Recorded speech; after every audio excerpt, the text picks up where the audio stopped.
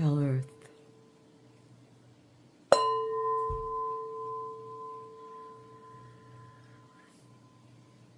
Hell Air,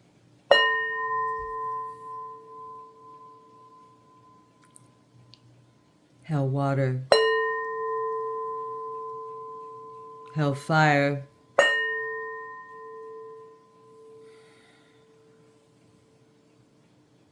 Hell Aether, Spirit,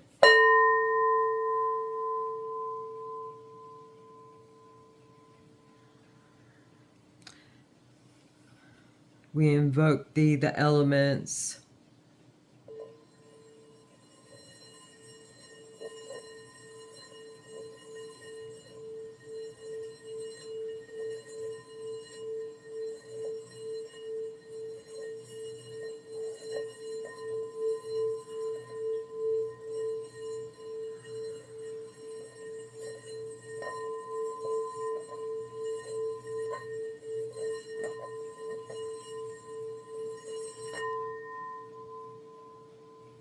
That's 15 times around for the devil. Hail the devil, hail Hecate, hail the Great Mother, hail the child. We're here today to interview the devil. We're using 3 different decks. This idea came to me from a book that was gifted to me. Many ideas have come to me from this book for spreads, for questions. This freed me to ask any question I want of the tarot, and I do. Sasha Graham wrote this book. She's a great tarot speaker, teacher, writer. She organizes events at the Metropolitan Museum of Art. And she came up with this devil card spread. It's an 8-card spread, 8 questions. We're going to ask 1 question tonight, as I think I mentioned. Her wonderful idea was to use symbology with the questions, and she encourages, along with your understanding of symbology, the reader's understanding of symbology, she encourages you to form your own questions. And that's what I've done with this read. And the first question for the community, this reads for the community. So considering the communities that we all the viewers of this video, anyone who comes and sees, consider how we are different. How are we different? How are we different? What a question. How are we different?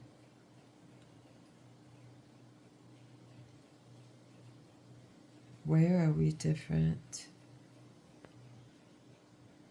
There seems to be great changes. The symbol is inversion, the inverted pentagram, which we just invoked, as you know.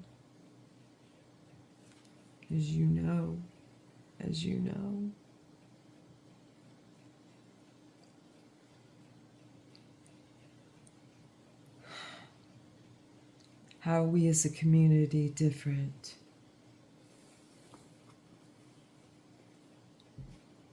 From when? 3 months. How are we different from 3 months?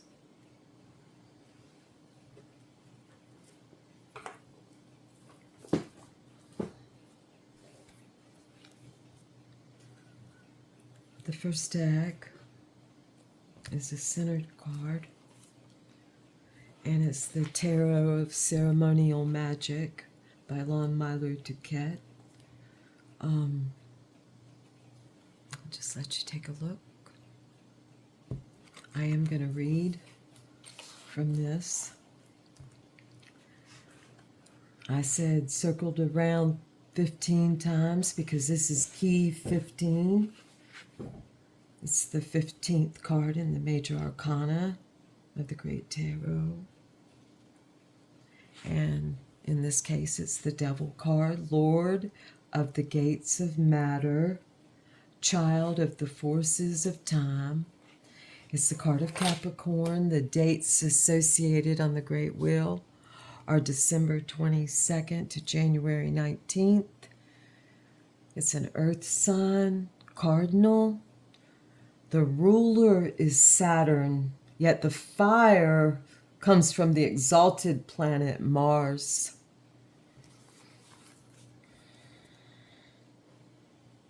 Hell Saturn, hell Mars. Milo Duquette says that the general divinatory meanings, I'm just going to read, in spiritual matters, thou hast no right but to do thy will. No right but to do thy will. In matters of the heart, obsession, temptation, ecstasy found in every phenomenon. In intellectual matters, creative action, yet sublimely careless of result. I love that. In material matters, unscrupulous ambition, strength. This is the great game of anything goes. A few things I find the meaning to be beautiful in this book and in Aleister Crowley's Thoth. And it's I, E-Y-E. The Hebrew letter is Ayin. The numerical value is 70. Something.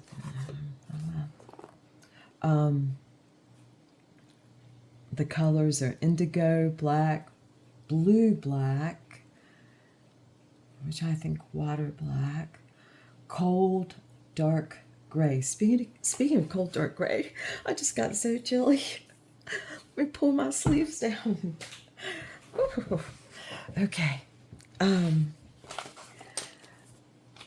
The path of the Sephirah on the Yetzirah is, I love this also, renovating intelligence. So it's actually the process of bringing down the tower and really firming up the foundation, starting over if we must, whatever needs to be done. The traditional image, I keep hitting my camera with my head. Let me lean back. The traditional image is the figure of Pan or Priapus.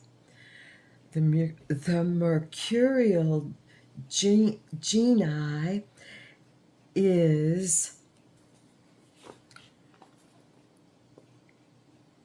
O-A-O.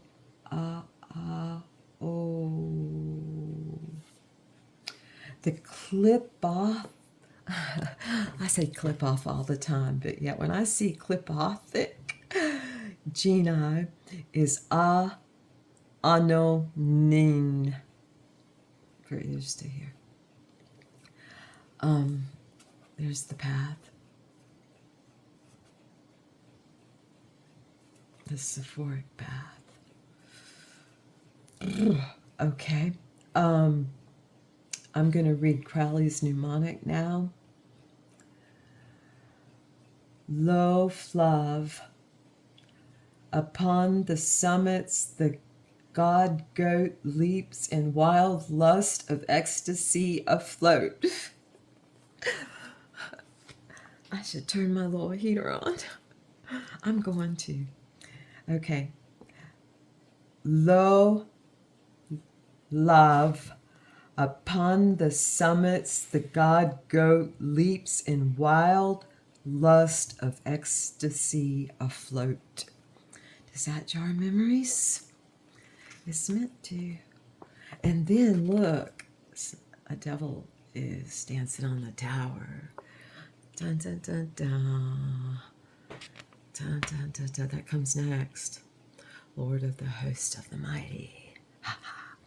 Okay, so I'm going to go turn my little heater on and I'm going to be right back and we are going to pull a card for this deck. I'm going through these quickly. I'll be right back.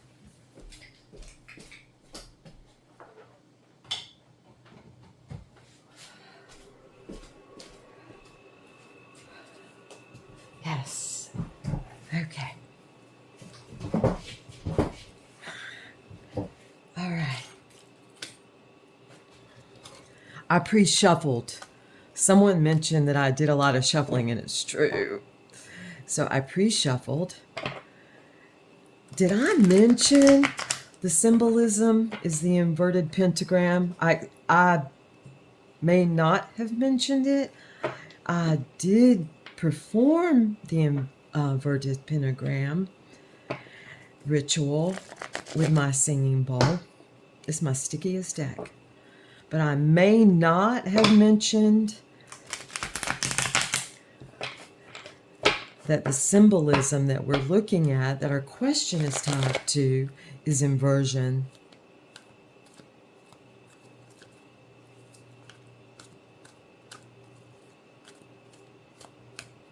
Okay.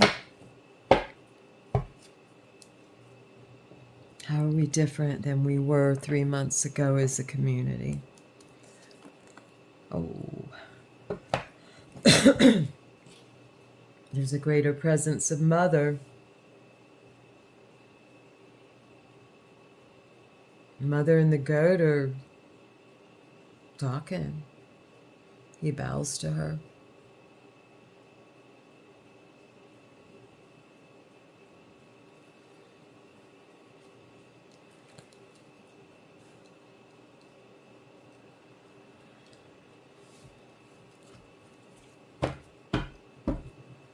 Until next time, our next deck that we're going to go to is a Thoth-based deck. They're hard to come by. They're becoming more and more, but this is the Urban Tarot. It's a deck that was begun after 9/11, after the Twin Towers came down. There's a tower on the back. That's the art card. That's one of the prettiest art cards I've ever seen. There she is. The alchemist herself. Gorgeous. It means so much when you really think about that it is from 9/11. Here's the devil. I'm going to show you him. Do you see the horns on the bathroom wall? He sits on a dirty throne. Looks a bit... Oh, is that a frog or a lizard? I'm not sure. It's some kind of animal. He holds a cig. He's got his pants on. If you notice, oh yeah, I'm going to show this real quick. I'm not sure how far I'm into this, but oh, I'm good. 13 minutes. Okay. If you notice and look very carefully, one of his breasts, it looks like his right breast. I don't know though, you never know how he's filmed, how he's painted. It looks like his right breast though is larger than his left breast. And look, in La Milo Duquette, it is clear that his left breast, or maybe not, it's his left breast, that his left breast is larger than his right breast. I'm going to have to check these out, though, and see what was intended, see if I can find that out. This just really hit me today when I saw the two of them together. Why I noticed it. I didn't think that much about it until I really saw them together. It hit me. Plus, I'm, interviewing the devil. You wonder why you don't even see his breast? Well, that's because the symbology of the breast is tied to the symbology of what you can think of as feminine and masculine, yin and yang.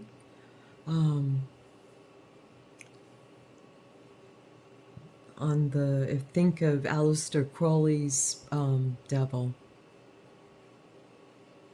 the testicles. So this shows the male and the female together at their most basic form and what they have the capacity to become. Crowley, I did it again. I used to call him Crowley all the time. Now I'm really making an effort to call him Crowley, and I catch myself, which is good. Good. I love him more than I used to. But he says that this is the most masculine. He names the masculine cards, including the Fool, including the Hanged Man, I believe, off the top of my head. The most masculine, but he says this is the most masculine of the masculine cards. And I agree. I mean, it's evident in his card. Okay, so we're going to pull. There's a lot of symbology in here. If you look closely, I'm going to show these cards a lot more because I have 7 more episodes to do. However, if you look, well, I'm not going to be able to show it right now. It's too dark. There's handcuffs here. There's all kinds of writing on the walls. There are the horns behind him. I mean, there's fire. There's fire. There's definitely fire. So I'm going to do just a little bit of shuffling.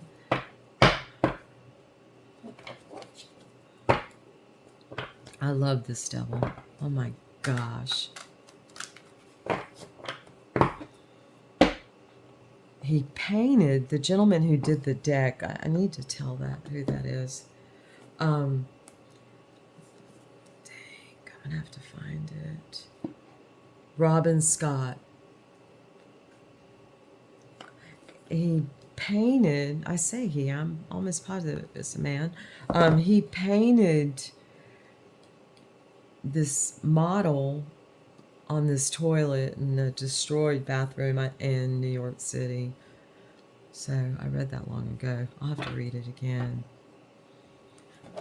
But he symbolizes everything we choose to bind ourselves to. The contracts we sign, the houses we buy on a mundane level, what we're willing to sacrifice of ourselves in order to gain an ideal of something many times, or actually something is sometimes just what we're meant to do. I'm not sure how many of you ever read the book, Stephen King's book, Pet Sematary. The book was probably one of the hugest conundrums for me. I started to read it when I was pregnant with my second child because I read him all the time, and I thought, I'll be okay. I read him a lot. And anyway, somebody said how good Pet Sematary was, and I could not read it. I found it terrifying. So, but the question of whether or not I would, if I knew there was a place that I could choose to take a deceased child and perhaps they would be a living child, I chant in grief, in sorrow, in true grief. I can't say that I wouldn't do it. I mean, it would probably have to be some prevention to keep me from it. My husband used to keep me from doing things, so maybe. Anyway, here I am shuffling a bunch again.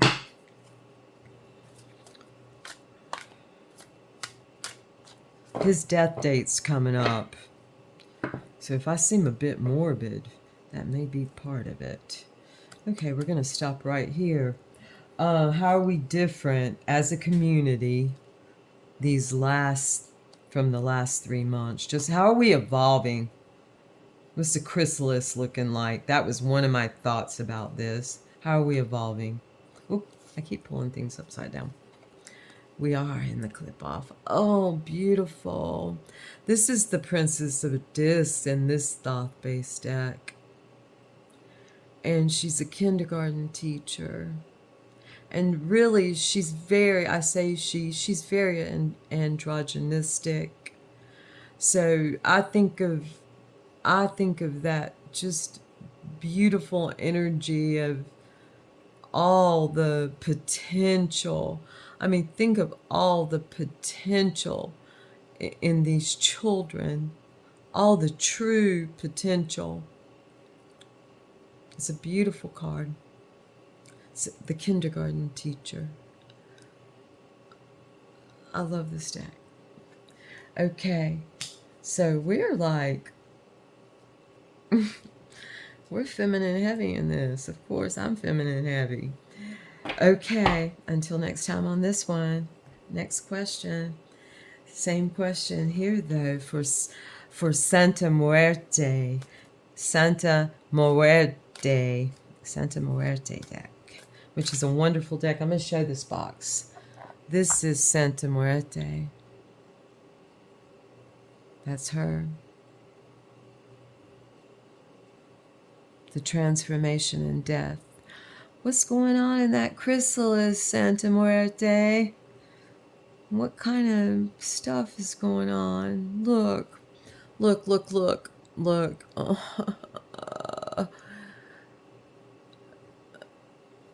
She's death. And there's an empty cradle.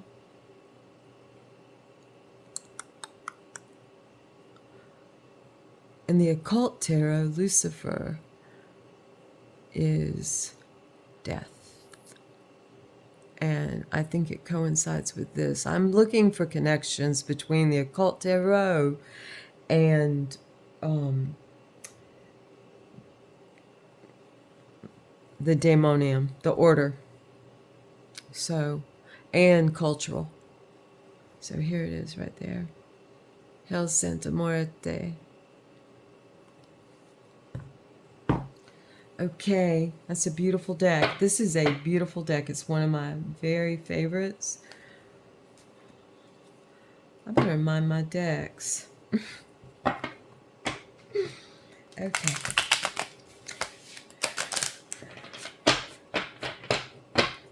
I got carried away there for a little while. I'm trying to check the time. Okay, we're almost done.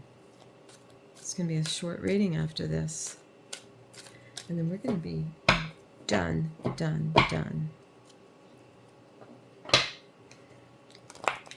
Whoa, whoa.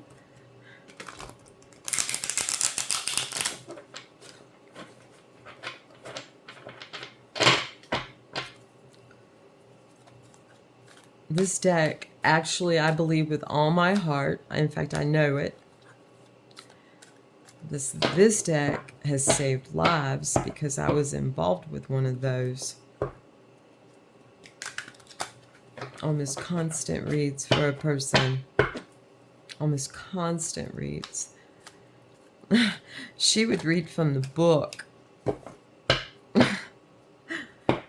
And it was actually a beautiful, although somewhat terrifying experience to be a part of reading for someone who was in that much daily need and perceived danger, at the very least, that came out in the cards often. So, and in well, what the hell is reality? I just better hush my mouth. Knowing as little as I do, all I know is I'd like to know how we are transforming in these last 3 months as a community. You can call us the community of Lady Babylon. You could call us a esoteric community. You could call us a community of dragons.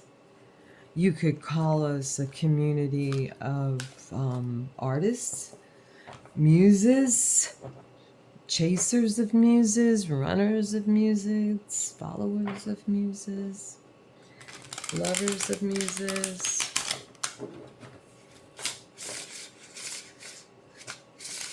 Shadow walkers, shadow dwellers, space movers, embodiers of all things beautiful. Okay. Let me just shuffle. This is shuffle. Shuffle. Oh, we got it. Okay, it's the star card. Beautiful. Dreams are coming true. Dreams are being formed. This is formation. This is, oh, look at her. Beautiful. Well, this is a beautiful read, and I'm happy, thrilled. Doesn't even cover how I feel about the answers, and the second question will be coming. It's based on, I had a little piece of paper. And okay, well, I'll tell you next time what the symbology is for it. I don't think it's changed yet. I hope not. Let me look at October 20th so I can tell you what the symbology. Oh, the hand gestures. Next, we're going to go over the hand gestures. We went over the inverted pentagram, and each point, here it is right here, I drew it right side up and inverted, and each point is an element. It's very easy, really. You know, sacred, not secret. So, and I'm so excited about this. I hope I can find my place. I almost decided I wasn't going to read it, but oh my gosh, if I can't find what I was going to read, I'm going to have to go through it and find it. This is The Fourth Way by P.D. Uspensky. He basically like lived with Gurdjieff, who is one of my very favorite, I don't even know what to call him, people. And he interviewed him. Through his interview process, I learn and understand so much more about him. And anyway, gosh, oh, I turned right to it. It's about sacrifice.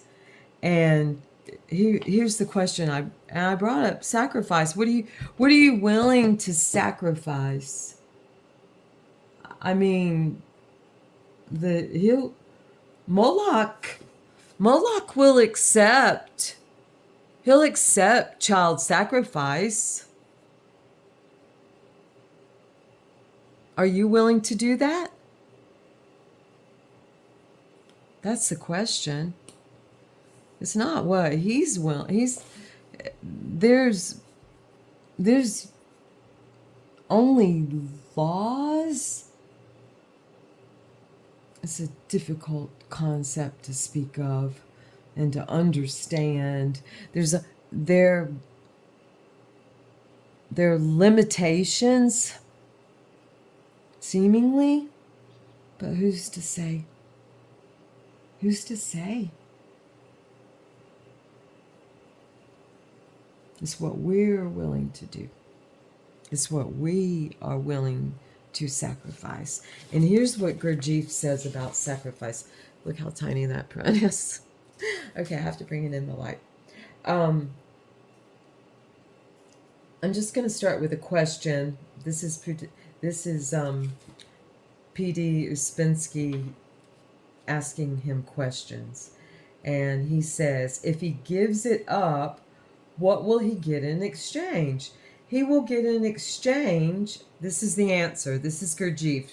He will get in exchange absence of suffering. That is why he does not want to give it up. So somebody's talking about like sacrifice. He's got to sacrifice something. So if he gives it up, he's going to give up suffering. Okay? That's what Gurdjieff says. And then Upinski says, what method can one use to sacrifice suffering? And then Gurdjieff, realization of values. But there are different kinds of suffering.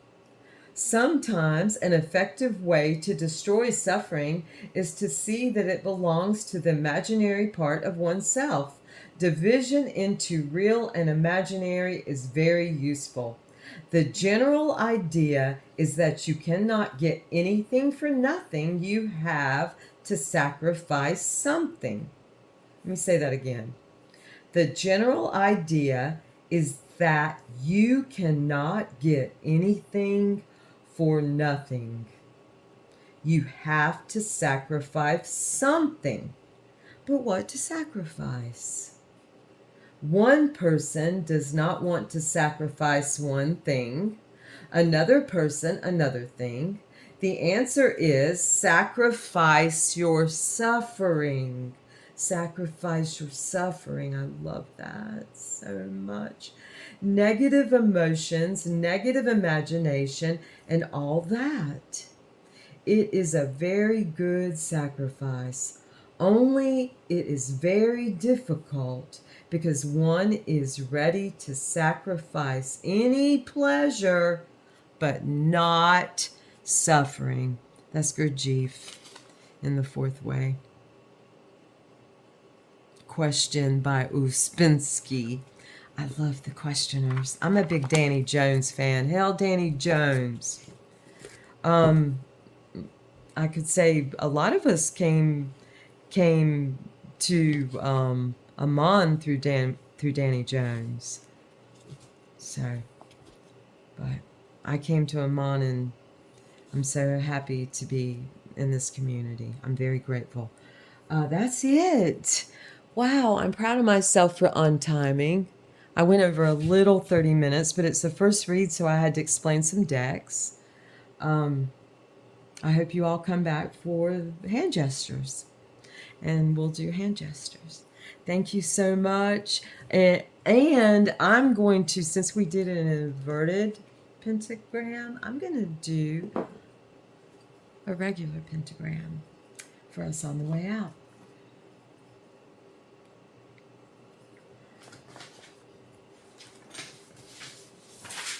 Okay, I just dropped papers.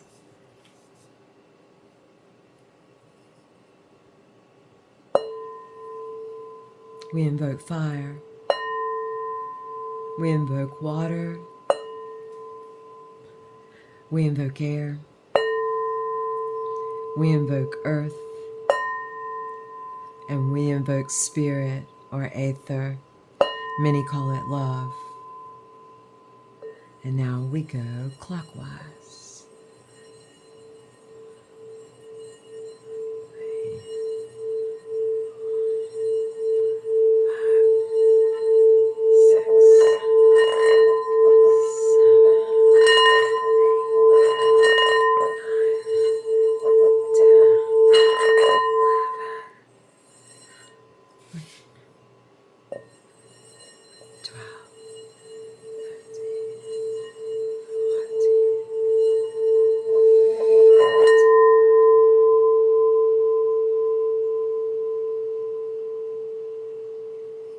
I almost felt stopped at 11, but then I felt compelled to go on.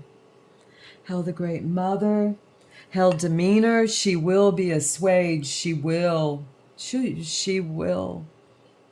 She will be comforted. She will feel laughter in her soul. After all, Persephone rises. Hail the Great Mother. Hail the devil. And thank you all for coming. Please subscribe to me. I really want to be able to go live. Thank you. On my mobile. I was told I could go on a computer, a PC. I have a laptop, but anyway, I'd like to go mobile. I do nature stuff too. Watch my shorts. Thank you so much. Thank you all.